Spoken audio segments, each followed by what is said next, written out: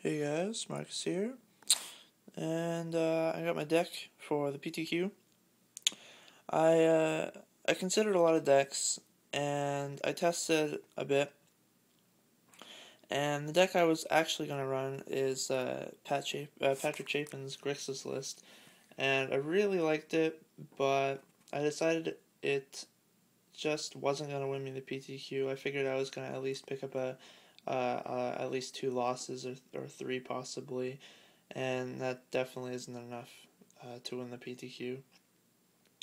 So I figured I'm gonna go with what's been winning, what's been doing really good, and what's good in general, and that is Thepths. So if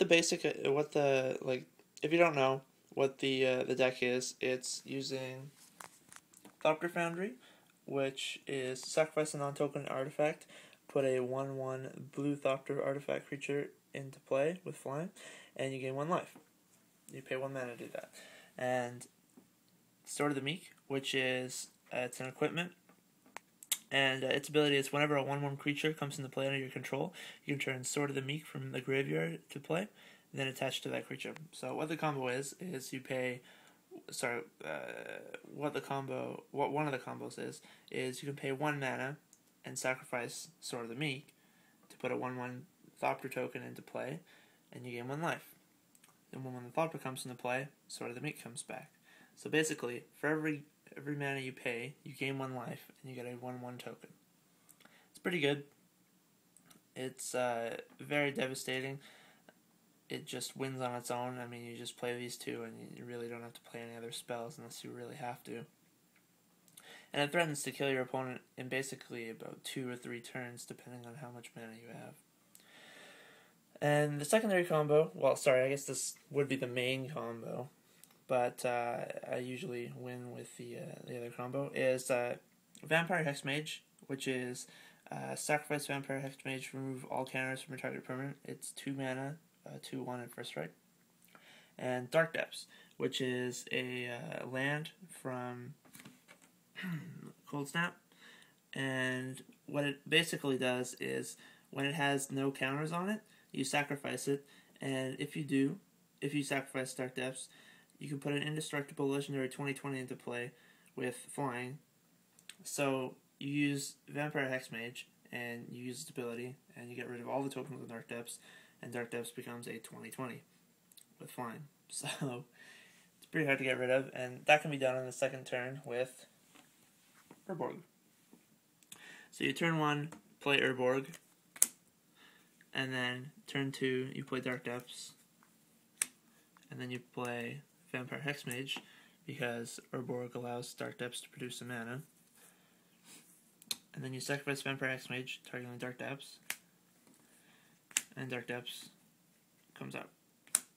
That's my token for Dark Depths. It's Tomohiro Saito, signed. Yeah, the deck is really, really solid. It's been putting up really good numbers in all the tournaments and stuff like that. So I decided I was going to play it. So I'll give you a brief rundown of the deck, and I guess some tech cards. So we have 3 Thopter Foundry, 2 Sword of the Meek, 4 Vampire Hexmage, 4 Dark Depths. Just have 2 proxies because my other 2 are currently with somebody else. 4 Chromox, 4 Urborg. I just have a proxy. Same with Dark Depths. Same reason. 4 Sunken Runes, 4 Dark Confidant, 4 Thoughtseize, 4 Muddle the Mixture, 3 Compulsive Research, 1 Thirst for Knowledge, 4 River of Tears, 3 Teleria West, 2 Smother, 1 Slaughter Pact, 1 Echoing Truth, 1 Engineered Explosives, 1 Jace the Mind Sculptor, 1 Repeal, 1 Academy Runes, 3 Islands, 1 Swamp. So basically the tech choices in this deck are Slaughter Pact, Echoing Truth, Engineered Explosives, Jace, and Repeal. Basically what most of these cards are targets for transmuting, because with Muddle the Mixture, it counters target instant or sorcery spell, but most of the time it's there to transmute. So what transmute is, if you don't know what it is you discard this card, search your library for a card with the same converted mana cost, so 2, and put it in your hand. You can only do it as a sorcery. So you pay 3 mana, like it says, and you search for any card in your deck with 2 mana cost. So that conveniently is Thopter Foundry, Sword of the Meek, and Vampire Hexmage. So almost all my combo pieces get searched by Metal of the Mixture. It also searches out Dark Confidant, Smother, Echoing Truth. So it's very versatile. I mean, if you need to kill a creature, Smother. If you need to bounce something, Echoing Truth. If you need to get the other piece of combo, you get one of these, obviously. And the same thing that's for Teleria West. Teleria West is basically the same thing, except its transmute is 0.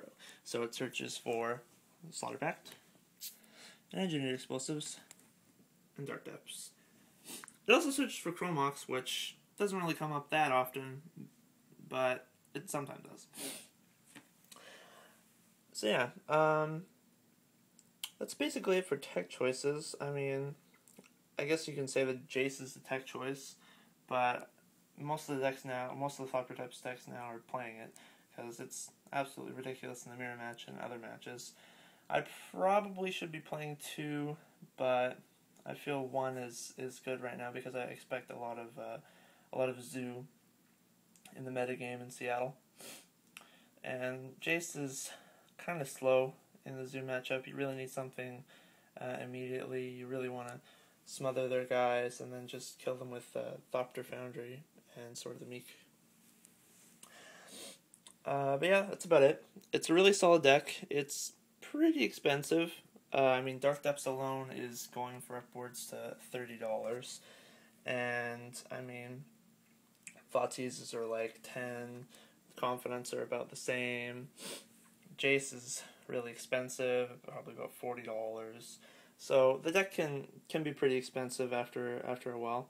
But it's a really solid deck. If you're PTQing in the extended format, it's definitely probably one of the best decks, if not the best deck. And we'll see how it goes for this weekend. Later.